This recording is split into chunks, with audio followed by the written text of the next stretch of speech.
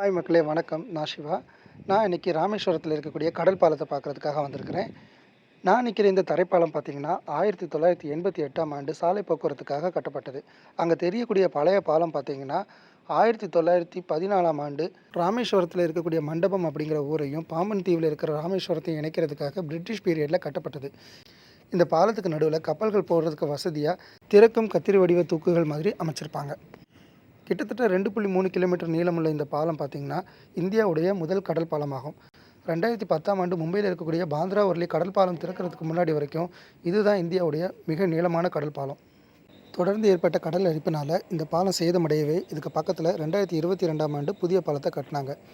இந்த பாலம் பார்த்திங்கன்னா என்ன ஸ்பெஷல் அப்படின்னா, இதுக்கு கீழே கப்பல் போகிறதுக்கு வசதியாக இதில் நடுவில் இருக்கக்கூடிய அமைப்பு லிஃப்ட் மாதிரி தூக்குற வடிவத்தில் செஞ்சுருப்பாங்க. நீல வண்ண கடல் நடுவில் மெல்லிய கோடு மாதிரி இருக்கக்கூடிய இந்த பாலத்தில் அலைகள் வந்து மோதும் பொழுது அதை பார்க்குறதுக்கு எவ்வளோ அழகாக இருக்குல்ல.